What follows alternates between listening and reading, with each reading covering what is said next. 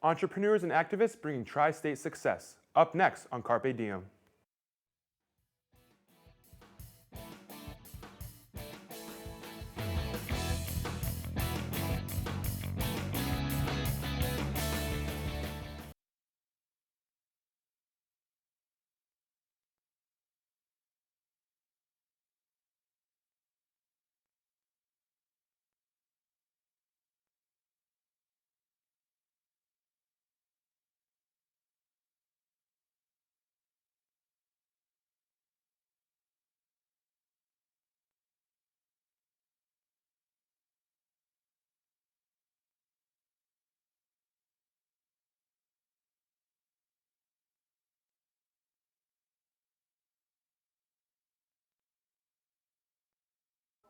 Entrepreneurs and activists bringing tri-state success. Up next on Carpe Diem.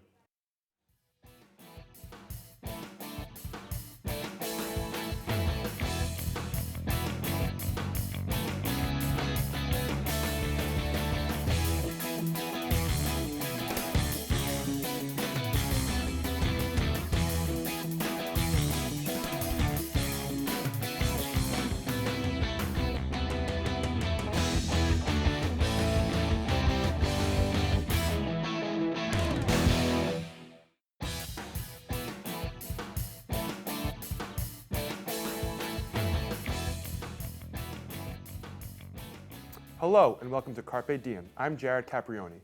From famous bakers to DJs to reality stars, New Jersey has had its fair share of success.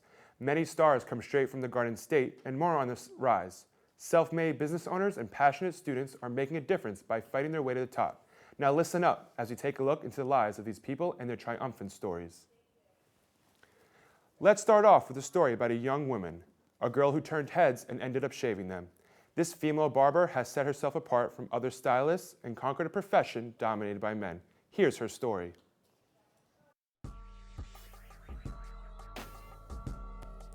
Lena Piccinini is a 25-year-old up-and-coming celebrity barber. She's a barber at Justin's Barbershop in Manalapan, New Jersey, but her work doesn't stop there. Here's Lena's story. I actually started doing cosmetology in high school and I worked at a salon. I quit there. I had some things happen in my family. I had to get a job. So I just found a job at a barbershop, figuring that I could do that. I thought it was going to be easy, so I just started barbering. I didn't really know any barbers in general, let alone female barbers, so it was very hard getting into the industry and being taken seriously as a woman. When I first started working in the barbershop, it was very difficult, especially because I didn't know what I was doing. I had no clients, and being a woman at a barbershop, you think you would have it easy, but it's actually complete opposite. The workers don't take you seriously, the clients don't take you serious, so it was very, very difficult. It took a couple years to build up to where I am now. But see, in a barbershop, they come back sometimes once a week, twice a week, rather than a salon, they come back every couple months. So once you start building clientele in a barbershop, you can book up pretty easy. When I first started Justin's, some of them were really nice, and then some of them gave me an attitude, they gave me a hard time, which I figured that was gonna happen. They weren't really helpful. I lied and said that I knew what I was doing, and I didn't, so they would kind of just look at me or, say stuff about my haircuts when my customers would walk out. So it was very hard starting off there. Well, now it's great. It's like one big family. I love it. I'm like the mom of the shop sometimes. It's just, it's very family-oriented what we have, and a lot of people that work there have been there for years. I've been there 6 years. A couple of guys that work have been there 6 years. Although Lena had a tough time when she first started, she soon became part of a great big barbering family. I'm Justin. I'm the owner of Justin's Barbershops. I started this about 10 years ago. Me and my brother developed it into a big company, and we're about to start franchising now. I met Lena about 6 years ago. She walked into the shop. A customer actually recommended her to us. She came in. I saw this tiny girl who was all nervous and everything. I was like, "Could you cut hair?" She's like, "Yeah, I could do everything." She was kind of like doing the fake it till you make it type thing. We decided, all right, let's give her a shot. When I first met Justin, I was a little intimidated by him, and I knew that he owned a couple shops and was a barber for years since high school, and I, coming in there, didn't know anything about barbering, and I knew myself I was lying to him when I said I knew what I was doing, where I had clientele, but he was really good in the beginning. He kind of let me slide with a lot of stuff. Lena was quiet when she first started, but once she started to get a feel for everything and started to be able to do all the cuts that we could do in here, then she just became almost like a little sister in here. Like everybody was kind of ripping on her, she ripped on us, and you know, she meshed very well with everybody, and you know, it turned out to be like a big family in here. Now he's like my brother. His whole family I'm very close with. So like I said, it's very like a tight family in there. I first met Lena when she came to get a job here. I thought she was, you know, she was a little cute little short girl, and she, you know, a little cocky, but she was good though. She's a good person. Mike started 3 months prior before I did. So we were both like the newbies, but now, like I said, we've both been there 6 years. We've kind of like, that's like our home. We kind of run the shop. He makes the shop a lot more fun and outgoing instead of, sometimes when he's not there, it's a little quiet. But we're definitely like back and forth all day together. Lena in the shop, she makes fun of a lot of the barbers, thinking we're not going to make fun of her back. She's a girl, but we do light her up here and there. But at the end of the day, we do love her, and she's like a sister to the shop. Lena is far from your average barber. Her talent has allowed her to achieve fame as a celebrity barber and success in the industry. So other than the barbershop, I do a lot of barber educating. So either I go to salons or I do shows or we just book calls and I teach there, or I do, sometimes I do the IBS shows in New York. So we just on stage cutting, but most of it is just touring with teaching. Lena also just finished filming for the television show, Cedric's Barber Battle. It's on every Friday at 8 p.m. Cedric the Entertainer is our host. I'm one of the judges along with 2 other celebrity barbers. And then it's kind of like American Idol, but for barbering. So we go to different cities all over the U.S. and people compete, win money. Lena has an immense passion and drive for her career. She has an amazing future that lies ahead of her. My favorite part about cutting hair is just really transitioning the haircut. I love transforming people, especially when people come in with really crazy hair and I give them something a little bit nicer. I really just love making people feel good and look good. The littlest thing, even with hair or makeup or anything, could just change your whole look about you. When I was younger, I was a tomboy, so I think this is why I kind of got into everything like that. Just when I started really doing stuff on myself, I started feeling good, so I wanted to do that with everybody else. I think that she could definitely help us with what we're doing with the franchise aspect, maybe own a couple of these shops, you know, of her own one day. I definitely think she could help market it for us because of, you know, how she's doing in the industry and everything. And I think sky's the limit for her. I think she could really, you know, by going to all these shows and different things, it's definitely another way for her to generate money and to build a reputation. So she's just got a big, you know, career ahead of her, that's for sure. You know. I do have a lot of future goals, but literally in the past 5 years, my life has just changed so much with different things that have come up. So I have goals that I want to keep. I definitely do want to open a barbershop. I don't know where yet. It kind of depends where I live. I definitely just want to keep teaching more. I wanted to come out with a product line, and I'm actually in the works of doing that right now. I'm not going to say what the product is because things do change, but I'm definitely working on that. So I hope in the future my product line is huge. I can come out with more stuff to the line. Definitely have a barbershop. I definitely do want to get married and have kids, like way down the line. But just really, like, I like to set a future goal, but I'm very open to what happens because you just never know what happens the next day. So we'll see. Our next story is about a male stylist who broke out of the salon and brought his talent to the bigger world of online social media. He shares his techniques with his viewers and YouTube and is working to change the world one hair at a time. Now let's cut to our next feature. I always say I'm bringing Harry back, but literally my back only. You should see my back. I have a shirt that says I'm bringing Harry back.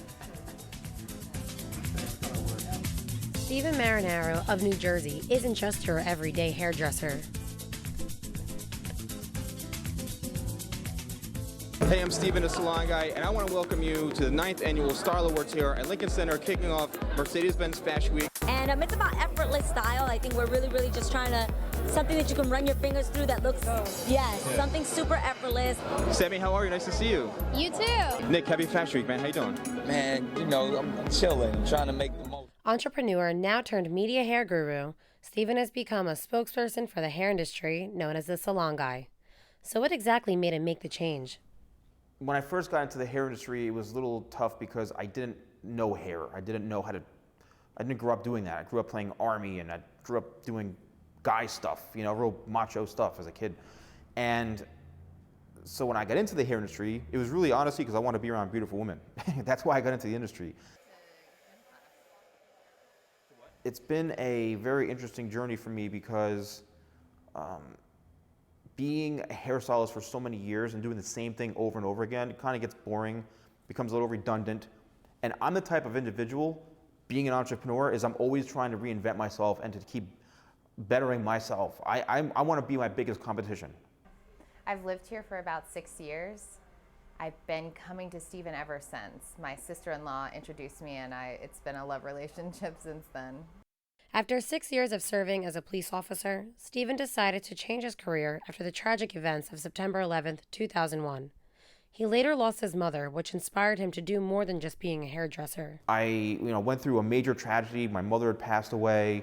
This is a woman who adopted me at a very young age. And when she passed away, I was like, I gotta do something kind of in her memory, with her spirit. That gave me the courage, the strength to say, you know what, I'm pushing forward, but what do I do, So I went on YouTube, I started looking up videos. I found somebody who was kind of a role model for me, learned that he had a book, and the book was called Crush It, and it's how to turn your passion into a business. And I go, this is really cool. I want to do this with hair. But it was that connection with my mother passing, reading this book, put down a video camera in front of you, create a YouTube channel, create content, and then before you know it, I'm like, this is amazing. It's like all coming together now. Stephen Marinaro, I met 4 years ago, and it's like a brother-sister relationship, and he's done some exceptional things like Good Morning America. He's done a couple of segments there. I was actually the only photographer to photograph him doing that, as well as exclusive photography with Juliana Rancic and Bill Rancic when they came here for a breast awareness. So there's been like really monumental things that are very meaningful and very big to him, but also to myself because we happen to be doing it for the first time together. Although Stephen has made it a long way, starting in the beauty and media industry wasn't easy. When I first started out in the media industry, it was tough for me because I wasn't used to being in front of a camera, and I would see these people, like Ryan Seacrest and people on the news, and I'd see them at events, and I'm like, I don't look like that guy. I don't have that guy's hair. So it was really challenging in the beginning for me. And when people told me like, hey, you're a good-looking guy, you're a great personality, it's kind of refreshing to see something different, I was like, okay. And then I thought of, it wasn't about me, it's about people watching. The challenges are getting no's. A lot of times when I'm trying to apply to go to these big events, to go on red carpets and to do media, I get as many with yeses, there's a lot of no's too. And that can really hurt your ego. And I've outshined all of those insecurities now. I've done all these shows, tons of red carpet events, interviewing celebrities in front of camera. I make them laugh. I have a great sense of humor sometimes, but I try to really bring them into my world, and that's what it's about for me. You have to reinvent and recreate yourself constantly in this business. You can't stay the same. You can't stay the norm. You have to be above average, and you have to, pound pavement, and you have to, be relevant and have your name and face and brand out there as much as you can. Wow, Steve, this space is so cool. Thank you, thank you. So happy for you. Thank you, oh my thank God. you. Are you going to show me around? Yep, come on in. Not only has Stephen made an incredible career as the salon guy, he's also opened a salon space for enthusiasts to hold beauty, hair, and media seminars. Luckily for him, the space came fully equipped with chairs, sinks, and salon equipment. I don't know, use it for when I need it for, when people need to wash hair or whatever. Yeah, very I'm just nice. gonna use it. I might turn this into a shampoo spa. He's refurnished the salon to resemble his red and white salon guy theme since finding the space. As a hardworking entrepreneur, Stephen has some encouraging advice. You have to hustle, you have to have passion, you can't wait for people to give things to you, and you have to be very patient. A lot of people want to become successful overnight, and they think it's going to be handed to them. There's a lot of blood, sweat, and tears. I'm telling you right now, there's a lot of pain you have to go through, a lot of rejection, a lot of doubt.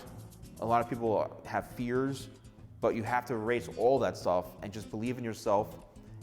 And that's really what I believe in, and that's how I feel right now and with my brand.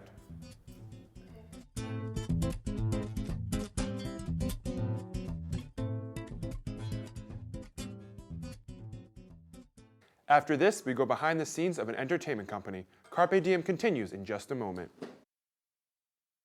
In this great country, there is an issue that is affecting the nation. Hunger is an overlooked issue that is reaching communities far and wide.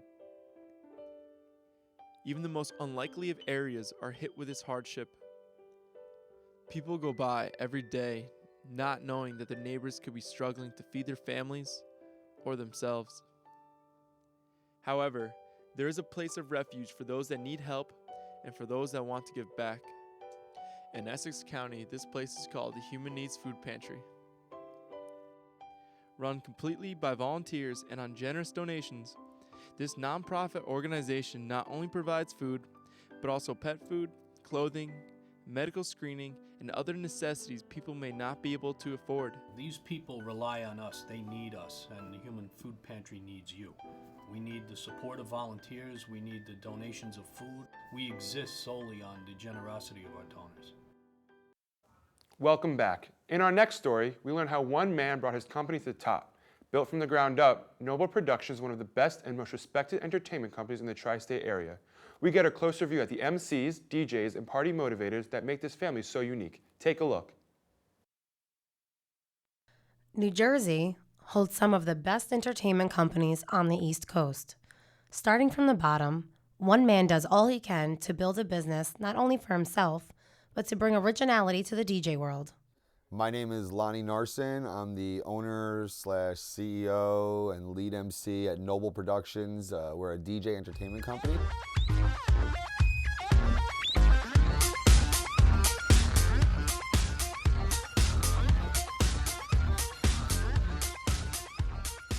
The idea for me to start Noble Productions came to me. It was brought to me, quite frankly. I was working for another DJ company from 18 to 23. I was interested in doing my own thing. I went into my boss's office the day that I was leaving, and I said, hey, listen, I'm making a move. I'm doing something that's best for me. I'm going to open my own DJ company, and I'm going to do it right here in your backyard, and I wanted you to hear it from me first. And without hesitation, his partner at the time told me, well, Lonnie, that's unfortunate for you because I will do everything in my power to ruin your business. I will go into our bank account, take $100,000 out of our account. I will buy out your employees. I will pay off caterers to not use you, and I will advertise specifically against you. It's your last opportunity to not do this. And I said, you didn't do yourself a favor right now. You just gave me more incentive than I could ever have asked for. So I borrowed money from my aunt, quite frankly. My parents were never very well off, so they said, go to Aunt Ruthie and see if she would lend you the money. And I kind of asked her for $20,000 to open my own DJ company, and she said absolutely. She gave it to me with no timetable back for payment. And within, I think it was 3 months, like 90 days, I paid her back the full $20,000. Although now at 40 years old, I feel like I've established myself in the industry. I also feel like it's taken me this long to really establish myself in the industry and be taken super seriously. I never expected it to take form and shape the way it did. It was really, it was overwhelming. I opened the business August 27th of 1997. With Noble Productions moving rapidly, Lonnie was determined to find a partner. As Lonnie moved forward, he met two guys along the way. We didn't really know each other, but I knew another company that said that Lonnie was talking bad about me. So I called up Lonnie and I said, hey, how you doing? Is Lonnie there? And I'm like, this is Lonnie. He's like, yeah, it's Danny Napolitano of EK Productions. And I heard you were talking about my business. I was like, I'm sorry, sir. Who is this? So he came to my office and we started talking. We wound up drinking a bottle of scotch in my office, smoked 2 packs of cigarettes, and we became really close friends. From that point forward, I think within 6 months, he was, becoming less and less happy with where he was. And he and his other partner had a falling out. And he and I had lunch in Brooklyn, and he said, I have this space in Brooklyn that I could offer, and I'll sell all the parties for Noble out of this space, and it could really expand us quite a bit. And I thought it sounded brilliant, and from that day forward, we've been working side by side. So Eddie is our other partner, and I met Eddie at a school dance. And Eddie was so good at it at such a young age. He was just a natural. And so Eddie's been with me, they've both been at Noble since 1999. I didn't always know I wanted to be a DJ. It was kind of funny how I feel like you kind of fall into what you're supposed to do in life. It's kind of started off making CDs for people. I feel like it was just a natural progression. It was, well, you're making CDs, well, why don't you actually play the music for people that they're gonna like to hear anyway? I know I love music, I loved everything about it. I needed it more or less, and it kind of just fell into place. One of the biggest tragedies recently, when one of our dancers, Liz, passed away, that was very unexpected. You know, we were all taken back, we were all saddened by it, we were all at loss for words, you know? That was very sad. That was one of the harder things that I personally ever had to deal with, and I've dealt with quite a bit. I buried my own sister at a young age. She died of a heart attack. So I was familiar with the feeling.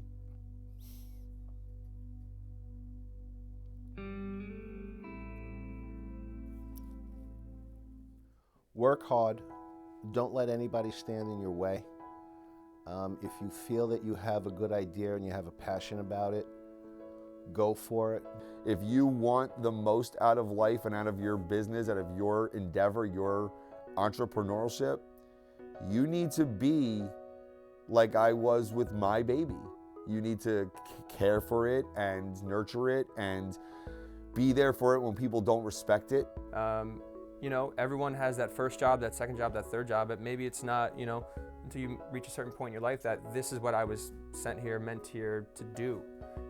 And just, I think you got to follow your heart. You have to be original, don't sell out, be who you are at heart, and you'll reap the benefits at the end. You're going to have your ups and downs. You're going to have a lot of obstacles. There's going to be people that are with you and help you, and then there's going to be people that are going to want to kick you down. Be the change that you'd like to see in the world. Do unto others as you'd like done unto you. But I could go to sleep every night with my head on the pillow knowing that I was an honest, good, hardworking person, and I could be proud of that. And my parents could be proud of me, and my kids could be proud of me, and my wife, which is really all I care about. You know, my grandmother, you know, my family is what's important. And don't ever lose sight of that. I mean, it's important. Switching gears, we will now focus on young activists. Give your attention as these students teach us about how they work to promote a cause which improves the lives of women around the world. Putting together an annual production of the critically acclaimed show, The Vagina Monologues, this group raises awareness for the V-Day campaign. Let's learn more. What we do saves lives. This woman has survived breast cancer. She's had 2 hip replacements, has been completely immobile, everything, but she has no confidence in herself to be able to get herself out of a situation that she knows is like perilous to her life. Not just her health, but her literal life. She's scared for her life every single day, and she feels so trapped. So we save lives. We instill within women the confidence to leave situations, to recognize the fact that you do not deserve this, that no one deserves this, and seeing a physical manifestation of us will save it will save her life. So with that being said, there's never a moment that this isn't purpose-driven. The Vagina Monologues is a show performed each year at Montclair State University, but it is much more than a mere exhibition of theatrical entertainment. It has been done here at Montclair State for 14 years, and it is a theater activism piece used to end violence against women and girls. These students have organized the 2015 performance of the show and have taken on the role of activists in promoting the V-Day campaign. A co-producer of this year's show explains the role of this campaign in the performance. My name is Kelly McGeary. I am a senior here at Montclair State University. I'm studying English education, and I have a minor in theater. The Vagina Monologues are a collection of interviews and stories that she's heard from different women around the world. And V-Day is the campaign that surrounds the Vagina Monologues. Vagina Monologues is performed all around the world, and it's performed through V-Day. The V-Day organization gives permission to everyone to use the show, and 10% of the proceeds to all of the performances go to V-Day. And V-Day is in itself its own organization that promotes women's rights. To the director and her cast, the Vagina Monologues is much more than an opportunity to get involved in a worthy cause. It is a deeply personal and life-changing experience. I'm Taylor Del Rossi. I'm a senior here at MSU. I've gone through I would say an abusive relationship. And prior to my involvement this year, I hadn't come to terms with it, and I wasn't ready to even see the show. And then this year, I did a lot of thinking and praying, and a lot of growth since that time in my life, and I just felt like I was ready for my voice to be heard, and I wanted to do it through directing because that's such a big part of my life.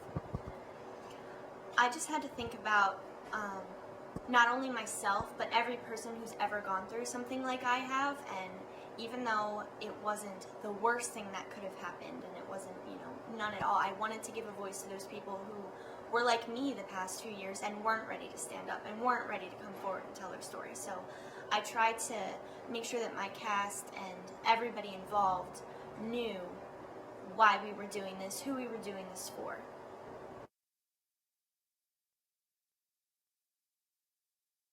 My name's Khadija Nanalian. I'm a junior English major at MSU. The reason I got involved in Vagina Monologues is, well, my freshman year I saw the flash to them, and I was like, vagina, I'm not sure that's something I should be, I'm not sure what it's about, but maybe I won't do it. But then at the time I was learning a lot about stuff about my own family, and it ended up relating to Vagina Monologues. And through it I just realized I learned so much about feminism and body image and how it's viewed in our culture, and self-acceptance, and just I just loved the experience. I got to know so many amazing people, hear a lot of stories. It helped me grow, learn more about myself. My name is Ivana Green. I am a senior here at Montclair State University. I also got involved because sexual assault and abuse is very real in my life. Except for my 14-year-old sister, everyone in my family every woman in my family has been raped. So it is a big goal of mine to do everything that I can so that that's not something that my little sister ever has to worry about. This experience has inspired V-Day campaigners and audiences alike to work toward the empowerment of women and to build a better future. Please stand and stay standing. If you know someone who has been raped, beaten, or abused.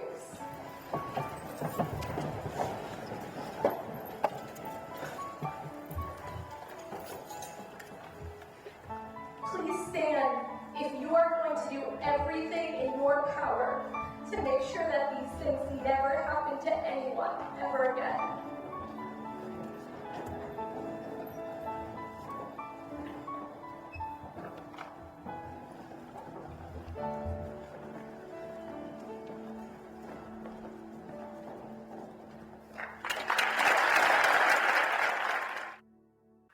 All these amazing stories reveal great talent and hard workers.